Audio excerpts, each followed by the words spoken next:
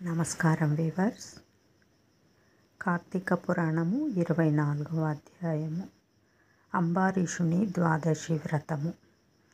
అత్రి మహాముని మరల అగస్త్యునితో, ఓ కుంభసంభవ, కార్తీక వ్రత ప్రభావము నెంత విచారించినను ఎంత వినినను తనివి తీరదు. నాకు తెలిసినంతవరకు వివరింతును, ఆలకింపుము.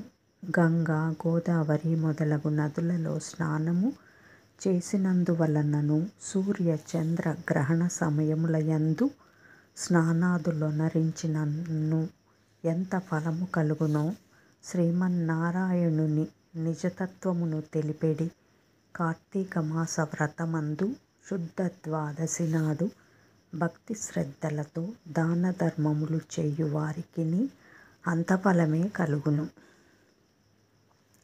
ఆ ద్వాదశి నాడు చేసిన సత్కర్మ ఫలము ఇతర దినములలో చేసిన ఫలముల కంటే 1000 రెట్లు అధికము కాగలదు. ఆ ద్వాదశి వ్రతము చేయు విధానమెట్లో చెప్పెదను వినుము. కార్తీక శుద్ధ దశమి రోజున పగటిపూట మాత్రమే భుజించి, ఆ మరునాడు అనగా ఏకాదశి రోజున ఏ వ్రతము చేయక శుష్కోపవాసముండి ద్వాదశి గడియలు వచ్చిన తర్వాతనే భుజింపవలయును. దీనికొక ఇతిహాసము కలదు, దానిని కూడా వివరించెదను. సావధానుడవై ఆలకింపుమని ఇట్లు చెప్పుచున్నాడు. పూర్వము అంబరీషుడను రాజు కలడు. అతడు పరమ భాగవతోత్తముడు, ద్వాదశి వ్రత ప్రియుడు. అంబరీషుడు ప్రతి ద్వాదశి నాడు తప్పకుండా వ్రతము చేయుచుండెడివాడు. ఒకనాడు ద్వాదశి గడియలు స్వల్పంగా ఉండెను. అందుచే ఆ రోజు పెందలకడనే వ్రతమును ముగించి బ్రాహ్మణ సమారాధన చేయతలిచి సిద్ధంగా ఉండెను. అదే సమయమున అచ్చటకు కోపస్వభావుడగు దుర్వాసుడు వచ్చెను. అంబరీషుడు ఆ మునిని గౌరవించి ద్వాదశి గడియలలో పారాయణ చేయవలెను కాన తొందరగా స్నానమునకేగి రమ్మని కోరెను. దుర్వాసుడు అందులకు అంగీకరించి సమీపముల గల నదికి స్నానానికై వెడలెను. అంబరీషుడు ఎంతసేపు వేచియున్నను దుర్వాసుడు రాలేదు. ద్వాదశి గడియలు దాటిపోవుచున్నయి. అందుచేత అంబరీషుడు తనలో తానిట్లనుకొనెను, ఇంటికి వచ్చిన దుర్వాసునికి భోజనమునకు రమ్మంటిని. ఆ ముని నదికి స్నానమునకై వెళ్ళి ఇంతవరకు రాలేదు. బ్రాహ్మణునకాతిథ్యమిత్తునని మాట ఇచ్చి భోజనమును పెట్టకపోవుట మహాపాపము.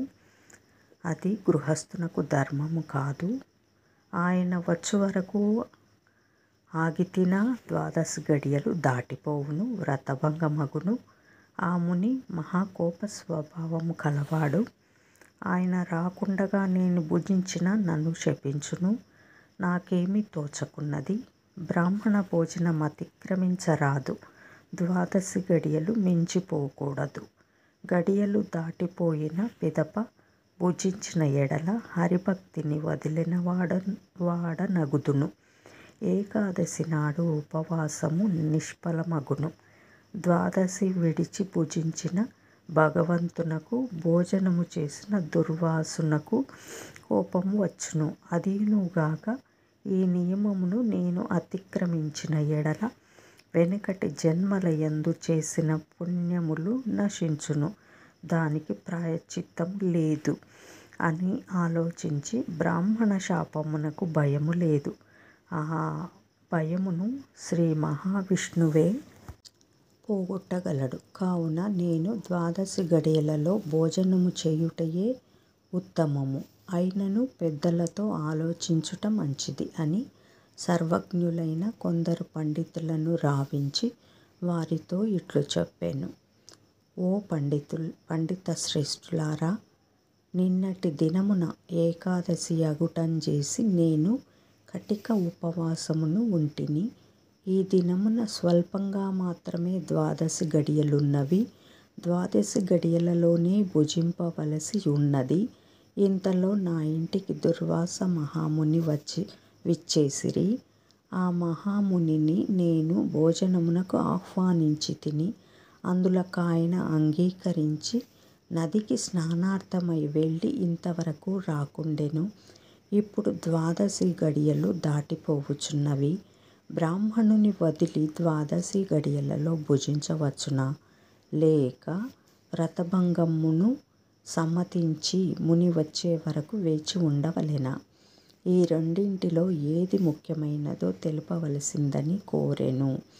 అంతటా ధర్మజ్ఞులైన పండితులు ధర్మశాస్త్రములు పరిశోధించి విమర్శ ప్రతివిమర్శలు చేసుకొని దీర్ఘంగా ఆలోచించి, మహారాజా, సమస్త ప్రాణకోటుల గర్భకుహరముల యందు జఠరాగ్ని రూపమున రహస్యంగానున్న అగ్నిదేవుడు ఆకలిని పుట్టించి ప్రాణులు భుజించిన చతుర్విధాన్నమును పచనం గావించి దేహేంద్రియాలకు శక్తి నొసంగుచున్నాడు. ప్రాణవాయువు సహాయముతో జఠరాగ్ని ప్రజ్వరిల్లును. అది చెలరేగిన క్షుద్బాధ దప్పిక కలుగును. ఆ తాపమును చల్లార్చవలెనన్న అన్నము నీరు పుచ్చుకొని శాంతపరచవలెను. శరీరమునకు శక్తి కలుగచేయువాడు అగ్నిదేవుడు. దేవతలందరికంటే అధికుడై దేవపూజ్యుడైనాడు. ఆ అగ్నిదేవునందరూ సదా పూజింపవలెను.